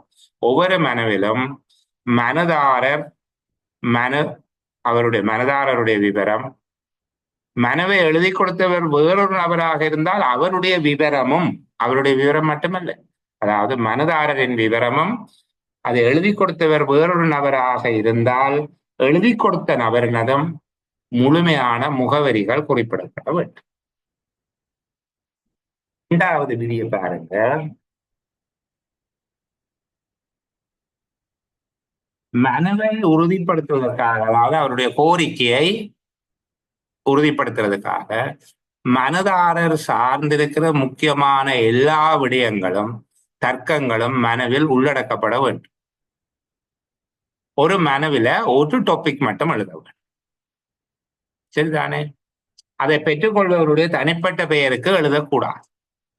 பெற்றுக்கொள்வருடைய தனிப்பட்ட பெயர் என்றால், இப்ப சுப்பிரமணிய சர்மா அண்மையில காலமாகிட்டார், அவருடைய பேர் ஞாபகம் வந்து சுப்பிரமணிய சர்மா, பிரதேச செயலர், பிரதேச செயலகம், சங்கான என்று எழுதக்கூடாது. அவருடைய பெயருக்கு எழுதக்கூடாது. இவ்வாறு அனுப்பப்படுபவை அவருடைய உத்தியோகபூர்வ பேருக்கு பிரதேச செயலர், பிரதேச செயலகம், சங்கான என்றுதான் அனுப்ப வேண்டும். தனிப்பட்ட பெயருக்கு அல்ல, பதவி பெயருக்கு அனுப்பி வைக்கப்பட வேண்டும். சரிதானே? மனுவின் இறுதியில் அவருடைய கோரிக்கை என்ன என்பது தெளிவாக இருக்க வேண்டும். சில பேருடைய கடிதத்தில் என்ன கேட்கணும்னு தெரியாது. பாருங்க, இது ரெண்டையும் சேர்த்து உங்கள்கிட்ட ஒரு கேள்வியை கேட்கலாம். இதுக்கு ஒரு 4 புள்ளி, மேல இருக்கிறதுக்கு 4 புள்ளி, ஆனாவுக்கு 4 புள்ளி, அவனாவுக்கு 4 புள்ளி போட்டு 8 புள்ளிக்கு ஒரு கேள்வியை கேட்கலாம். அதுல 3 புள்ளி போட்டு 6 புள்ளிக்கு கேட்கலாம். கவனமா படிச்சு வச்சிருக்கு. நான் திரும்ப திரும்ப சொல்லி நேர விரயம் செய்ய இல்லை. அடுத்தது பாருங்க, எவ்வாறான சந்தர்ப்பங்களில் பொதுமக்களால் அல்லது உத்தியோகத்தர் ஒருவரால் தனிப்பட்ட முறையில் முன்வைக்கப்படுகின்ற கருத்து கோரிக்கைகள் ஏற்றுக்கொள்ளப்படக்கூடாது அல்லது ஏற்றுக்கொள்ளப்பட மாட்டாது. சரிதானே? எவ்வாறான சந்தர்ப்பங்களில் முன்வைக்கப்படுகின்ற கோரிக்கைகள் கருத்தில் கொள்ளப்படுவது இல்லை. இது எங்களுக்கு தெரியும். 3 மாதங்களுக்கு முன்னர் வழங்கப்பட்ட உத்தரவுகளுக்கு எதிராக முன்வைக்கப்பட்ட மேன்முறையீடு ஒன்றாக இருக்கிற போது அந்த காலதாமதத்துக்கு போதுமான விளக்கம் எழுதப்பட்டிருந்தால் அதை கொஞ்சம் பார்த்து எடுக்கலாம். சரிதானே? அதாவது ஏற்றுக்கொள்ளத்தக்க காரண விளக்கம் உள்ளடக்கப்படாமல் இருந்தால் 3 மாதத்துக்கு முன்னம் கொடுத்த ஒரு தீர்ப்பு தொடர்பாக, ஒரு தீர்வு சம்பந்தமாக 3 மாதங்களுக்கு முன்னர் ஒரு விடயம் தொடர்பாக ஒரு டிசிஷன் கொடுப்பட்டிருக்கு. அவர் 3 மாதம் கழித்து அதுக்கு ஒரு மேன்முறையீடு ஒன்றை தருகிறார். ஆனால் ஏன் தாமதித்தார் என்பதற்கான காரண விளக்கம் அங்க இல்லை. தாமதம் ஏற்பட்டதற்கான காரணம் அங்கு சொல்லப்பட்டு இல்லை. அந்த நேரத்தில் அதை ஏற்றுக்கொள்ள தேவையில்லை, மறுக்கலாம் என்று சொல்லப்பட்டிருக்கு. இந்த வேளைகள்ல அது மறுக்கப்படல. அப்போ முதலாவது 3 மாதங்களுக்கு முன்னர் வழங்கப்பட்ட உத்தரவுகளுக்கு எதிராக முன்வைக்கப்பட்ட மேன்முறையீடு ஒன்றாக அமைகின்ற போது காலதாமதம் தொடர்பில் போதிய விளக்கம் அளிக்கப்படாமல் இருந்தால். இரண்டாவது, நான் எளிமையாக முதல்ல சொல்லுகிறேன்,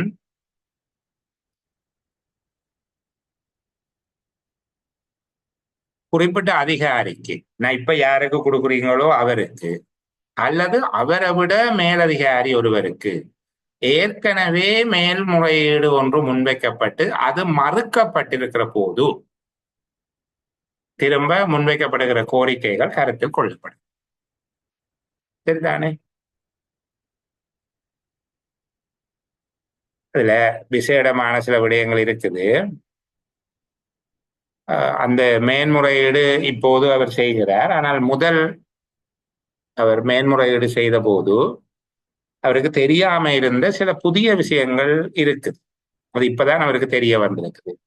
அல்லது அவரிடம் சில விடயங்கள் இருந்தது, ஆனால் அந்த திகதியிலே அதை வெளியிட முடியாமல் இருந்தது. அவருக்கு அந்த விடயம் அப்பவே அவர்கிட்ட இருக்குது, ஆனால் அந்த விடயங்களை அந்த திகதியில் வெளியிட முடியாமல் இருந்தது. அதனாலதான் இப்ப உங்களுக்கு சொல்லுறேன். அந்த நேரம் நான் அதை சொல்லலாம், இப்பதான் சொல்லக்கூடியதாக இருக்கு. சரிதானே? இந்த மாதிரியான காரணங்கள் இருந்தால் 2வது மேன்முறையீடு கவனத்துல கொள்ளலாம். சரிதானே? அதே போல 2வது தடவையாக மேன்முறையீட்டை செய்ய முடியாது என்று ஏற்பாடு இருந்தாலும் ஏற்றுக்கொள்ள இயலாம். நான் இலகுவா உங்களுக்கு திருப்பி சொல்லுகிறேன். தற்போது மேன்முறையீட்டை சமர்ப்பிக்கின்ற அதிகாரிக்கு அல்லது அவரை விட மேலதிகாரி ஒருவருக்கு ஏற்கனவே மேன்முறையீடு ஒன்று முன்வைக்கப்பட்டு அது மறுக்கப்பட்டுள்ள சந்தர்ப்பத்தில் முன்வைக்கப்படுகின்ற கோரிக்கை கருத்தில் கொள்ளப்பட மாட்டார். இவ்வளவுதான் சாதாரணமாக கேள்வி கேட்டார். எவ்வாறான சந்தர்ப்பங்களில் அரசாங்க அலுவலர் ஒருவரால் அல்லது பொதுமக்களால் முன்வைக்கப்படுகின்ற கோரிக்கைகள் நிராகரிக்கப்படலாம் அல்லது கருத்தில் கொள்ளப்படாது இருக்கலாம் என்று கேட்கப்பட்டால், ஒன்று 3 மாதங்களுக்கு முன்னர் வழங்கப்பட்ட உத்தரவுகளுக்கு எதிராக முன்வைக்கப்பட்ட மேன்முறையீடு, அது சாதாரணமாக கருத்தில் கொள்ளப்படாது. அதுக்கு விளக்கம் இருக்குது. அந்த காலதாமதம் தொடர்பாக போதிய விளக்கம் அளிக்கப்பட்டிருந்தால் கருத்துல கொள்ளலாம், அது மேலதிகம். அது ஒரு SLAS லெவலுக்கு நாங்கள் அதை யோசிக்கலாம். இப்போதைக்கு அது வேணாம். 2வது, தற்போது மேன்முறையீடு செய்யப்படுகிற அதிகாரி அல்லது அவரை விட மேலதிகாரி ஒருவரிடம் ஏற்கனவே மேன்முறையீடு ஒன்று செய்யப்பட்டு அது மறுக்கப்பட்டுள்ள போது 2வது தடவையாக மேன்முறையீடு ஒன்றை செய்ய முடியாது என ஏற்பாடுகள் செய்யப்பட்டுள்ள சந்தர்ப்பங்கள்ல கோரிக்கைகள் கருத்தில் கொள்ளப்படாது. அப்ப இதுல ஒவ்வொன்றிலையும் விசேட சந்தர்ப்பங்கள்ல அது சொல்லப்பட்டிருக்குது. இப்படி இருந்தால் எடுக்கலாம் என்று சொல்லி அதை வேணாம். 3வது, ஏதாவது ஒரு சட்டத்தால் அல்லது ஒழுங்கு விதியால் இறுதி தீர்மானமாக பிரகடனப்படுத்தப்பட்ட தீர்மானத்துக்கு எதிராக கோரிக்கை முன்வைக்கும் போது அதை மறுக்கலாம். ஒரு சட்டம் அல்லது ஒழுங்கு விதி சொல்லுது இறுதியாக இதுதான் தீர்மானம், அந்த தீர்மானத்துக்கு எதிராக மேன்முறையீடு செய்ய முடியாது அவ்வாறான ஒரு பிரகடனத்துக்கு அல்லது தீர்மானத்துக்கு எதிராக முன்வைக்கும் போது. மற்றது, ஒரு பாதிப்புக்குரிய தீர்வை பெற்றுக் கொள்வதற்கு விசேட செயல்முறை சட்டத்தினால் விதிக்கப்பட்டிருந்தால், உதாரணத்துக்கு அடிப்படை உரிமைகள் மீறப்பட்டால், அது உயர் நீதிமன்றத்துக்கு அவர்கள் அடிப்படை உரிமை மீறல் வழக்கொன்றை தாக்கல் செய்யலாம். அவ்வாறு விசேட செயல்முறை ஒன்று இருக்கும் போது அதற்கு ஏனைய அலுவலகங்களில் அவர்கள் கோரிக்கை முன்வைக்கும் போது அவர்கள் சட்டப்படிதான் அதை போய் செய்ய வேண்டும். இந்த சட்டத்தினால ஒரு விசேட செயல்முறை ஒன்று, நிவாரணத்தை பெற்றுக் கொள்வதற்கு விசேட செயல்முறை ஒன்று விதிக்கப்பட்டிருக்கிற போது,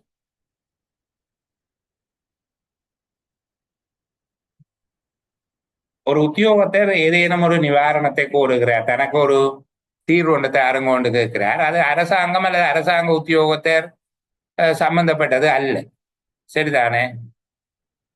அரசாங்கம் அல்லது அரசாங்க உத்தியோகத்தர் உத்தியோகபூர்வமானது அல்ல.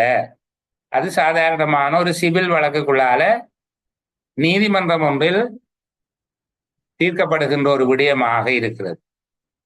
வழக்கு தீர்ப்பு அல்லது நீதிமன்றம் ஒன்றின் உத்தரவாக அமைகின்ற போது அந்த நிவாரணம் ஒரு அரசாங்க உத்தியோகத்தர் அல்லது அரசாங்கம் சாராததாக அவர்கள் ஒரு தரப்பினர் அல்ல, ஒரு நீதிமன்றத்தினால வழங்கப்பட்ட விடயத்துக்கு அவர்கள் நிவாரணம் கேட்கிறார்கள். ஒரு சிவில் வழக்கில் கொடுக்கப்பட்ட ஒரு தீர்மானம், ஒரு தீர்ப்பு, அதுக்கு கேட்டால் நாங்கள்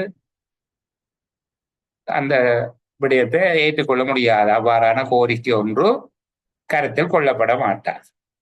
அதே போல நீதிமன்றம் ஒன்று விசாரணையில் இருக்கிற விடயத்தை பற்றி நீதிமன்றத்தின் நீதி நடைமுறையில அது நடவடிக்கையில அது இருக்குது. நீதிமன்றம் ஒன்றால் தீர்மானிக்கப்பட உள்ள விடயம், அதை பற்றி விசாரணை அல்லது புலனாய்வு ஒன்றை மேற்கொள்ள சொல்லி எங்கள்கிட்ட கேட்டால் நாங்கள் செய்யும். நீதிமன்றம் ஒன்றில் வழக்கு நடவடிக்கை நடைபெற்றுக் கொண்டிருக்குது, அது தொடர்பாக. அதே போல வாசிக்க முடியாத, புரிந்து கொள்ள முடியாத அல்லது முறையற்ற பண்பற்ற மொழி நடையில எழுதப்பட்டால், அதுபோல சம்பந்தப்பட்ட திணைக்கள தலைவரிடம் சமர்ப்பிக்காமல் முதல் தடவையிலேயே செயலாளரிடம் சமர்ப்பிக்கப்பட்டுள்ள போது அதை ஏற்றுக்கொள்ளப்படும். முதல் தடவையிலேயே, உதாரணத்துக்கு ஒரு கோரிக்கை சமர்ப்பிக்க வேண்டியது பிரதேச செயலரிடம் தானே அல்லது அரசாங்க அதிபரிடம் என்றால் அந்த கோரிக்கையை அங்க சமர்ப்பிக்காமல் நேரடியாக பொது நிர்வாக அமைச்சின் செயலாளருக்கு அனுப்பினால் அவர்கள் கருத்துல கொள்ள மாட்டார். அப்படி இருக்குது. இப்ப அண்மை காலத்துல நிறைய பேர் ஜனாதிபதியின் செயலாளருக்கு தான் அனுப்புகிறது. ஒரு உத்தியோகத்தை பற்றி அண்மையில இது ஒரு உத்தியோகத்தை தொடர்பாக ஜனாதிபதியின் செயலாளருக்கு அனுப்பியிருக்கு, அவர் அப்படி செய்கிறார் இப்படி செய்கிறார் என்று சொல்லி. ஆனால் அந்த உத்தியோகத்தினுடைய நியமன அதிகாரியோ அல்லது ஒழுக்காற்று அதிகாரிகள் அனுப்பப்படையும். அவர்கள் என்ன செய்கிறார்கள்னா, இப்போது ஜனாதிபதி செயலகத்துக்கு அவ்வளவு கடிதங்கள் போனால் அந்த உத்தியோகத்தருடைய நியமன அதிகாரி அல்லது ஒழுக்காற்று அதிகாரிக்கு அவர்கள் அந்த கடிதத்தை அனுப்பிவிடணும். இது ஒரு பாருங்கன்னு சொல்லி, சரியா? அப்ப இதுல 8 விடயங்கள் இருக்குது. நீங்கள் ஆக குறைந்தது ஒரு 5 விடயங்கள் எழுதக்கூடிய மாதிரியாக ஞாபகம் வச்சிருந்த 8ஐயும் எழுதக்கூடியதா இருந்தா நல்லா. நான் உங்களுக்கு சொன்னது போல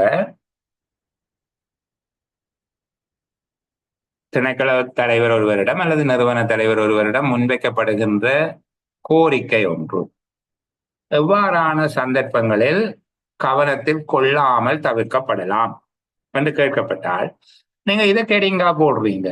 அதாவது திணைக்களத்துக்கு முன்வைக்கப்படும் கோரிக்கை ஒன்று கவனத்தில் கொள்ளாமல் விடப்படும் சந்தர்ப்பம் என்று போட்டு பிரேக்கெட்டுக்கு 8 என்று போடுவீங்க. அதுக்கு கீழே எழுதுவீங்கள் தாபன விதிக்கோவை அத்தியாயம் 28 பிரிவு 6.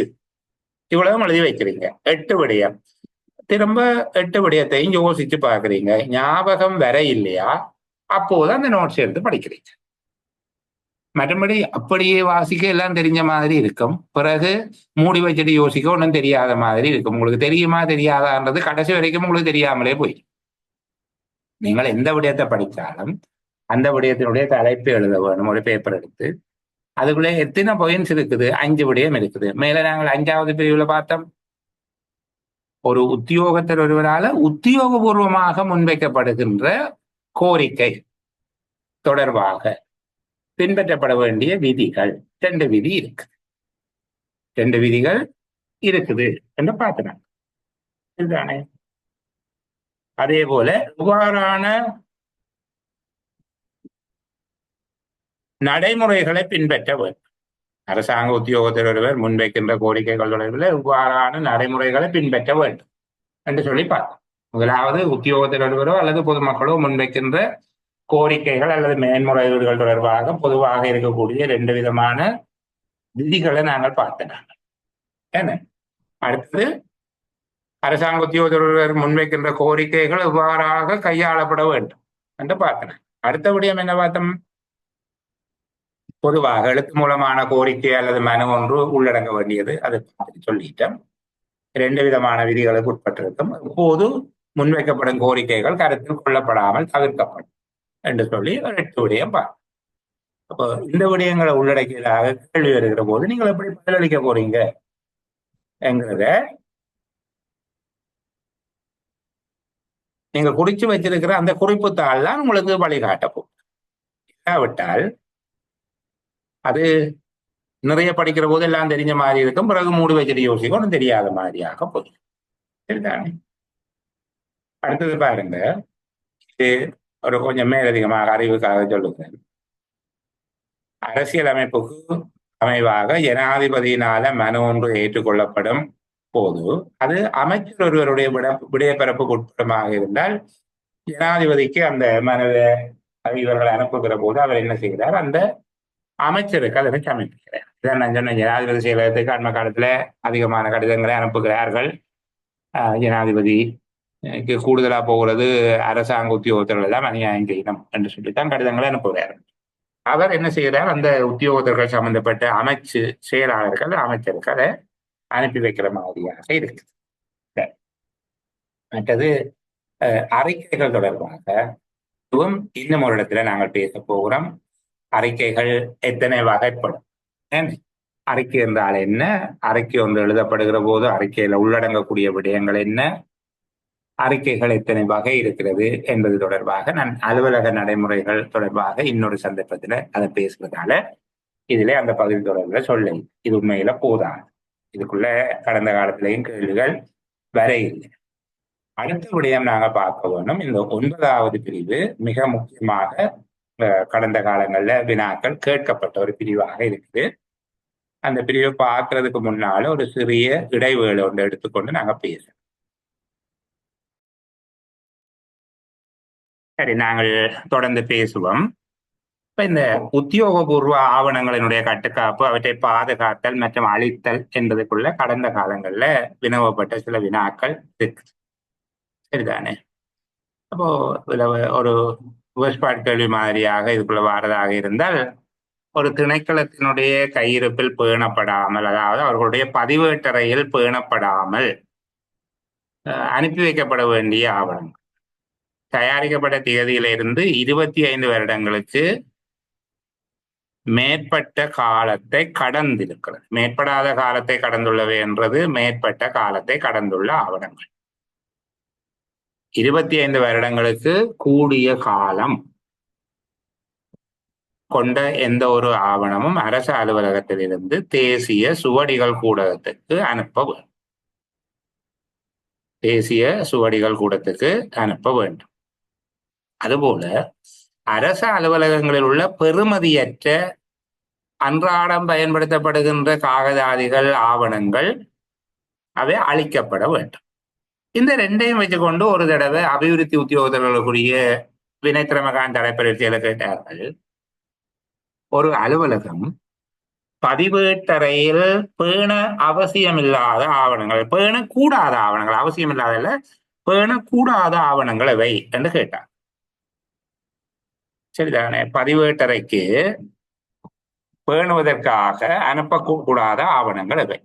பதிவேட்டறையில் பேணுவதற்காக அனுப்பக்கூடாத ஆவணங்கள் என்று கேட்ட உடனே அப்ப நாங்கள் பதிவேட்டறைக்கு அனுப்ப வேண்டிய ஆவணங்கள், அனுப்பக்கூடாத ஆவணங்கள் என்பதில் ஒரு பொருள் விளக்கம் பிரச்சனையா இருந்தது. இந்த 25 வருஷத்துக்கு மேற்பட்ட காலத்தை கடந்துள்ள அரசு ஆவணங்களை நாங்கள் பதிவேட்டறையில தானே வச்சிருக்கிற நாங்கள்.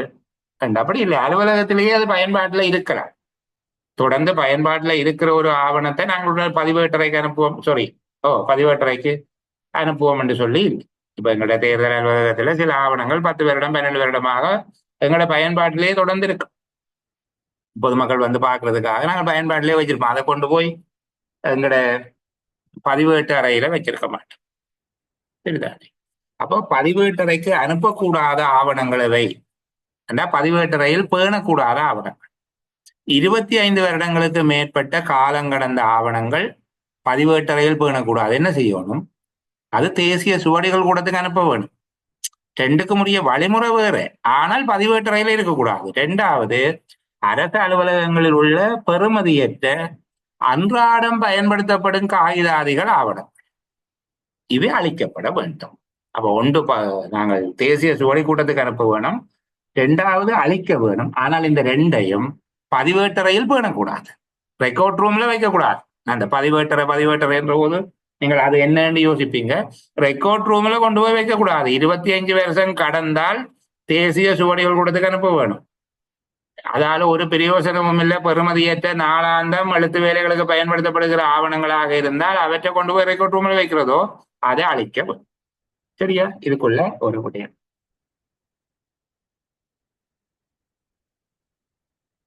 நிரந்தரமாக பேணி பாதுகாப்பதற்காக தேசிய சுவடிகள் கூடத்துக்கு அனுப்புகிறோம்.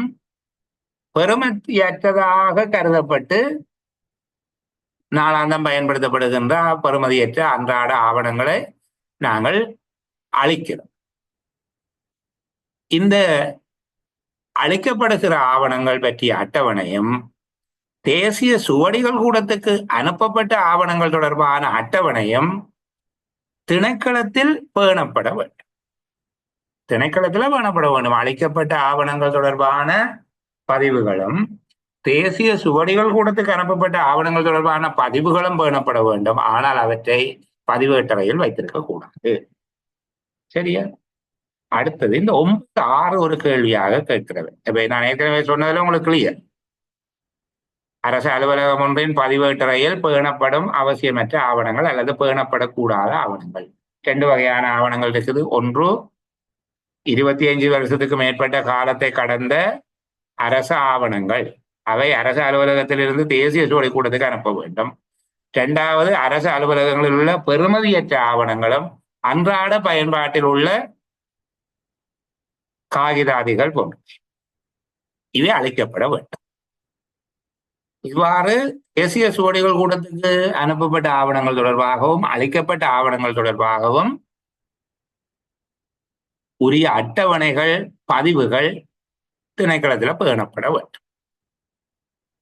அடுத்த கேள்வி, ஆவணங்களை அளிப்பது, பெறுமதியற்ற அறிக்கைகள், பெறுமதியற்ற இனி அதை பயன்படுத்தி எந்த வேலையும் நாங்கள் செய்ய போறது இல்லை, அது வேறு யாருக்கும் பயன்படும். இப்போ இந்த தகவல் அறியும் உரிமை சட்டத்தின் கீழ் பொதுமக்களுக்கு அவை பயனுடையதாக இருக்கும் என்று கருதப்பட்டால் அந்த ஆவணங்களை 12 வருடங்களுக்கு பேண வேணும் என்று சொல்லி இருக்கு. சரிதானே? தகவல் அறியும் உரிமை சட்டம் அத்தாட்சிப்படுத்தப்பட்ட தேதிக்கு பின் உருவாக்கப்படுகிற எந்த ஒரு ஆவணமும் 12 ஆண்டுகள் பொதுமக்களுக்கு பயனளிக்கும் என்று கருதப்பட்டால் 12 ஆண்டுகள் பெறப்பட வேணும் என்று சொல்லப்படுது. அவ்வாறு அந்த காலம் கடந்த பிறகு பொதுமக்களுக்கு எந்த வகையிலையும் அதை பயனளிக்காது.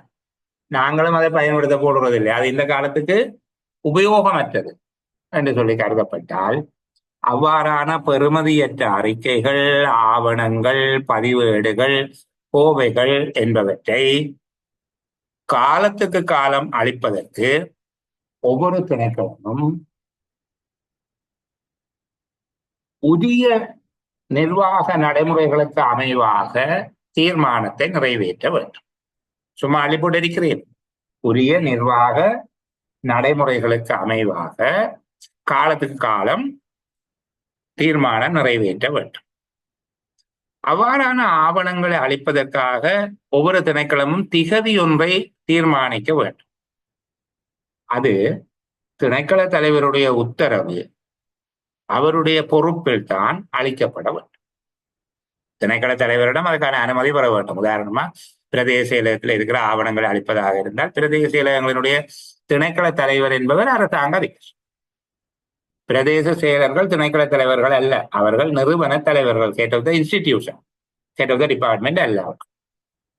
திணைக்கள தலைவருடைய பொறுப்பில் அவருடைய அனுமதியுடன் தான் அவை அளிக்கப்பட வேண்டும்.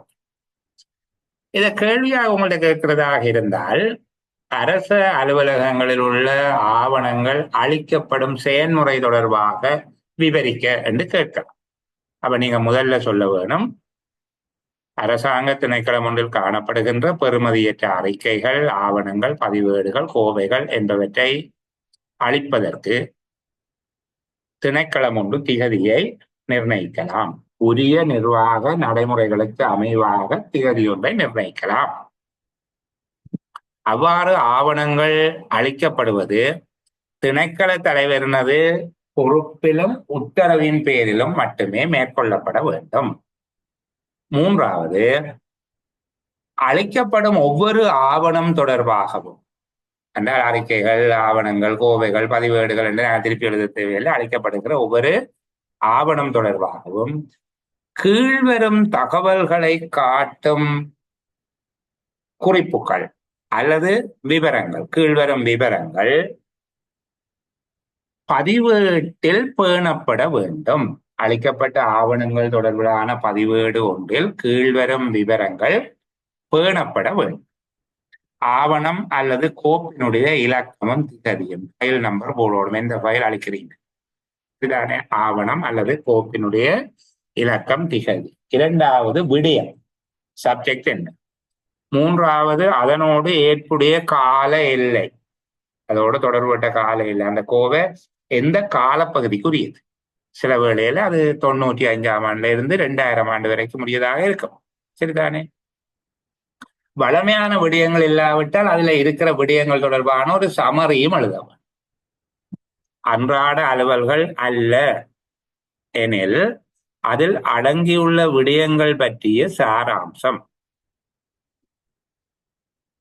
அதனை அளிப்பதற்கு அனுமதி வழங்கிய கடிதத்தின் தொடர்பு குறிப்பு. அதாவது அரசாங்க அதிபரின் இந்த திகதி, இந்த இலக்க, இந்த தலைப்பிடப்பட்ட கடிதத்தினால அனுமதி வழங்கப்பட்டது என்று சொல்லி அதில் எழுதவும். அளிக்கப்பட்ட முறை, அதை கிழிச்சமா, எரிச்சதா, அல்லது நெப்பி உனக்கு போட்டதா, அதாவது வாழைச்சேனை தேசிய கடதாசி கூட்டுத்தாபனத்துக்கு கையளிச்சமா என்று சொல்லி எழுதணும். அளிக்கப்பட்ட முறை, அது கிழிக்கப்பட்டது அல்லது எரிக்கப்பட்டது அல்லது தேசிய கடதாசி கூட்டுத்தாபனத்துக்கு கையளிக்கப்பட்டது, அவ்வாறு அளிக்கப்பட்ட திகதி ஆகிய விவரங்கள் இருக்க வேண்டும். இதை உங்கள்ட்ட சாதாரணமா கேட்டு உங்களுக்கு ஒரு 5 புள்ளியை தரவர ஆசைப்படல. எப்படி? அரசாங்க அலுவலகத்தில் உள்ள பெறுமதியற்ற ஆவணங்கள் அளிக்கப்படும் போது அவை தொடர்பாக பேணப்பட வேண்டிய விவரங்கள் எவை என்று கேட்பேன். இப்ப நீங்கள் இந்த விவரங்களை பார்த்துட்டு 7 விவரங்கள் இருக்குது என்பதை பிடிச்சு கொண்டு அதை குறிச்சு வச்சிருக்க வேண்டும். இதுதானே அரசாங்க அலுவலகங்கள் அளிக்கப்படும் ஆவணங்கள் தொடர்பாக பேணப்படும் விவரங்கள், பிராக்கெட்டுக்கு 7 என்று போடுவோம். தாபன விதிக்கோவேண்ட தொகுதி 1 28ஆம் அத்தியாயம் 9.6 என்று குறித்து வச்சோம். மறந்தால் தட்டி பார்க்கிறது. அதை சொல்லி பார்க்கணும், நினைச்சு பார்க்க வேணும். சரிதானே? இன்னும் ஒண்ணு நான் சொல்லுவேன், நீங்கள் எழுதி பார்க்கறது நல்லது. ஏனென்றா கனகாலம் நீங்கள் எழுதுறது இல்லை, உங்களோட கைகளுக்கு எழுதி பழக்கம் இல்லை. இப்ப கையொப்பம் மட்டும்தான் வைக்கிறது, அதுவும் பிங்கர் பிரிண்ட் மட்டும் வைக்கலாம்னு வந்துட்டா அதுவும் இல்லாம போயிடும், கையெழுத்து மறந்துடும். இப்ப கையெழுத்து மட்டும்தான் வைக்கிறோம், வேற ஒன்று நாங்கள் எழுதுறது இல்லை, எல்லாமே கணனியில நாங்கள் பதிவு செய்யும். அப்ப என்ன செய்யும்னா, கணனியில பதிவு செய்யறதுக்குரிய தசைகள் வேற, பேனா பிடிச்சு எழுதுறதுக்குரிய தசைகள் வேறு. பரீட்சை மண்டபத்துல உங்களோட கை உங்களை கைவிட்டு இப்படி வகுப்பு நடைபெறுகிற போது ஏதோ கிறுக்கி எழுதாமல் அழகான இடத்துல உங்களால முடிஞ்ச வரையில உருப்பெழுத்துல பயனில்லை என்று கருதினால் கூட நீங்கள் குறிப்புகள் எழுதி கொண்டு வருவது உங்களுக்கு பயனுள்ளதாக இருக்கும். கை ஒரு ட்ரைனிங் எடுத்த நீங்க பரீட்சையில எழுதுகிற போது கை குரட்டிட்டுது, கை பிடிச்சிட்டுது, என்ன ஒரு பக்கம் இழுத்து போடுது, இந்த மாதிரியான பிரச்சனைகள் வராது. அந்த பகுதியை பார்த்து கொண்டீங்கன்னா நல்ல. அடுத்தது, இது காலங்காலமாக கேட்கப்படுகிறது. கடைசியாக 2017ஆம் ஆண்டு நடந்த இலங்கை நிர்வாக சேவை பரீட்சையில புள்ளிகளுக்கு கேட்டிருந்தார். 2017ஆம் ஆண்டோ 2017ஆம் ஆண்டு நடைபெற்ற இலங்கை நிர்வாக சேவை பரீட்சையில இது அவர்களுக்கு ஆகக்கூடியது 8 புள்ளி தான். 1, 2, 4, 8 என்கிற அடிப்படையில தான் புள்ளி வழங்குகிற வினாக்களங்கள் வரும். அப்ப 8 புள்ளிகளுக்கு அளிக்கக்கூடாத ஆவணங்கள் நான் எளிமையாக விளங்கப்படுத்தி விடுகிறேன். இதுல இருக்கிற வார்த்தைகளோடு நாங்கள் சண்டை பிடிக்க வேண்டாம். திரும்ப அந்த பகுதியை நீங்க வாசித்துக் கொள்ளுங்க. நான் இப்ப மனசுல நிக்கிற மாதிரி எளிமையாக சொல்ல முயற்சிக்கிறேன். முதலாவது, பிள்ளைகள் சுதந்திரம் அடைவதற்கு முன்பாக, அதாவது இலங்கை பாராளுமன்றம் ஸ்தாபிக்கப்படுவதற்கு முன்னர் குடியேற்ற நாட்டு செயலாளரோடு மேற்கொள்ளப்பட்ட கடித தொடர்புகள், அந்த கடிதங்கள் ஆவணங்கள், இதை அளிக்கப்படும். குடியேற்ற நாட்டு செயலாளர், அது காலனித்துவ செயலாளர் நீங்க போட்டிருக்கார்கள். 48ஆம் ஆண்டு இலங்கை பாராளுமன்றம் ஸ்தாபிக்கப்படுவதற்கு முன்பாக குடியேற்ற காலனித்துவ செயலாளர் அலுவலகத்தோடு தொடர்பு கொண்ட கடிதங்கள் அளிக்கப்படக்கூடாது. சரிதானே? எந்த ஒரு திணைக்களத்தினதும் கூட்டிணைப்பு, அதாவது அவற்றினுடைய உருவாக்கம், உத்தியோகத்தர்களுடைய நியமனம், அது சில வேளையில மீளமைக்கப்பட்டிருக்கு, ரீஆர்கனைஸ் பண்ணியிருப்பார்கள். மீளமைப்பு, ஒரு திணைக்களம் மூடப்பட்டது, சில திணைக்களங்கள் மூடப்பட்டது. முந்தி தபால் திணைக்களம் தனியாக இருந்தது, தந்தி திணைக்களம் தனியாக இருந்தது, அப்படி என்று சொல்லி எல்லாம் இருந்தது. தபால், தந்தி, தொலைத்தொடர்பு திணைக்களம் என்று சொல்லி அவ்வாறு அது ஒரு திணைக்களம் சில நேரம் மேர்ச் பண்ணுவார்கள். அதான் மீளமைப்பு, கூட்டிணைப்பு. சரிதானே? உத்தியோகத்தர்களை நியமித்தல், திணைக்களத்தை மூடுறது, இப்படியான ஆவணங்கள், அறிக்கைகள் அளிக்கப்படும். முதலாவது, பாராளுமன்றம் ஸ்தாபிக்கப்படுவதற்கு முன்பு குடியேற்ற நாட்டு செயலாளர் அலுவலகத்தோடு தொடர்பு கொண்ட கடிதங்கள் அளிக்கக்கூடாது. ஒரு திணைக்களத்தினுடைய மீளமைப்பு, கூட்டிணைப்பு, அதன் நிர்வாகம், உத்தியோகத்தர்களை நியமித்தல், திணைக்களத்தை மூடுதல் அல்ல முடிவுறுத்தல் தொடர்பான ஆவணங்கள் அளிக்கக்கூடாது. இந்த நாணயத்தாள்கள் வெளியிடப்படுகிற போது அதுக்கு சாம்பிள் வைப்பாங்க. புதிதாக வெளியிடப்படுகிற நாணயங்கள் மாதிரிகள் நிரந்தரமாக பேணி பாதுகாப்பதற்காக பிரகடனப்படுத்தப்பட்ட வேறு நிதி சார்ந்த ஆவணங்கள் அளிக்கக்கூடாது. அதே போல ஒரு பொலிசி ஃபைல் அளிக்கக்கூடாது. கொள்கை ரீதியான விடயங்கள் தொடர்பான ஆவண கோப்பு. சரிதானே? உதாரணத்துக்கு விசன் 2025 என்பது ஒரு கொள்கை ஆவணம், மகிந்த சிந்தனை என்பது ஒரு கொள்கை ஆவணம். இந்த ஆவணங்களை அளிக்கக்கூடாது. அது அந்த காலத்துல வெளியிடப்பட்ட கொள்கை ரீதியான ஆவணம். மகிந்த சிந்தனை ஒரு கொள்கை ஆவணம், விசன் 2025 ஒரு கொள்கை ஆவணம். இப்படியான ஆவணங்களை அளிக்கக்கூடாது. கொள்கை ரீதியான விடயங்களை நடைமுறைப்படுத்துவது தொடர்பான ஆவணங்களையும் அளிக்கக்கூடாது. அதே போல விசாரணை ஆணைக்குழு சட்டத்துக்கு கீழே அல்லது ஜனாதிபதியினால் நியமிக்கப்பட்ட ஒரு ஆணைக்குழுவின் விசாரணை அறிக்கைகள் அளிக்கப்படக்கூடாது. ஒரு உத்தியோகத்தருடைய பெர்ஃபார்மன்ஸ் ரிப்போர்ட், செயலாற்றியோடு தொடர்புடைய ஆவணம், அறிக்கை அளிக்கக்கூடாது. ஒரு உத்தியோகத்தரால செய்து முடிக்கப்பட்ட கருமங்கள் அல்லது செயல் திட்டங்களோடு தொடர்புடைய ஆவணம், அதுவும் கிட்டத்தட்ட ஒரு செயலாற்றி அறிக்கை தான், அளிக்கக்கூடாது. அரசாங்கத்தின் அல்லது அரசாங்கத்துக்கு எதிரான உரிமைகள் மற்றும் கடப்பாடுகள் தொடர்பான சாட்சிகள் அடங்கிய ஆவணங்கள், ஆதனங்கள் தொடர்பான உரித்த ஆவணங்கள், கால வரையறைக்கு உட்படாத நட்ட ஈட்டுக்கான உரிமை கோரிக்கை ஆவணங்கள். இது இந்த கருத்து அரசாங்கத்துக்கு அல்லது அரசாங்கத்துக்கு எதிரான சரிதானே உரிமைகள் கடப்பாடுகளோடு சம்பந்தப்பட்ட சாட்சிகள், அந்த சான்று பொருட்கள் போன்றவை அளிக்கப்படக்கூடாது. இலங்கையில நடந்த ஒரு சர்வதேச நிகழ்வு ஒன்று, புகழ்பெற்ற சர்வதேச நிகழ்வு விழா தொடர்பான அறிக்கை அளிக்கக்கூடாது. அதே போல முக்கியமான விஞ்ஞான தொழில்நுட்ப ஆய்வு மாநாடுகள்ல சமர்ப்பிக்கப்படுகிற அறிக்கைகள், பிராந்திய முக்கியத்துவம் வாய்ந்த விடயங்கள் தொடர்பான அறிக்கை, உதாரணத்துக்கு இப்ப இலங்கை இந்திய ஒப்பந்தம் சரிதானே, எப்படியானவை அளிக்கக்கூடாது. அதே போல ஆணைகள், சொத்துக்கள், ஆதனங்களோடு தொடர்புடைய ஆவணங்கள் அளிக்கக்கூடாது. சட்டத்தினால பாதுகாக்கப்பட வேண்டும் என்று வலியுறுத்தப்பட்ட ஆவணங்கள் அளிக்கக்கூடாது. தேசிய சுவடிக்கூட பணிப்பாளர் அளிக்கக்கூடாது என்று தேவைப்படுத்துகின்ற வேறு ஆவணங்கள் இவை அளிக்கப்படக்கூடாதவையாக இருக்கும்.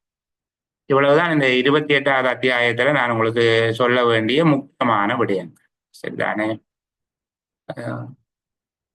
மாகாணங்கள் 9 மாகாணம் இருக்குது, 25 மாவட்டம் இருக்குது என்று இதெல்லாம் ஸ்காலர்ஷிப்புக்கு வர கேள்வி உங்கள்ட்ட கேட்க மாட்டார்கள். அதுல நீங்கள் கவலை கொள்ள தேவையில்லை. இப்போ இந்த அளவில் நாங்கள் 28வது அத்தியாயத்தை நிறைவு செய்து கொள்வோம். தொடர்ந்து வருகிற சேரமர்வில் நாங்கள் கற்பிக்க போகிற விடயம் என்ன என்பது தொடர்பாக நான் நாளை உங்களுக்கு தெரியப்படுத்துவதோடு அதற்குரிய பிடிஎஃப் கோப்பும் அனுப்பி வைக்கப்படும். நீங்கள் அதை வாசித்துக் கொள்ள இயலும்.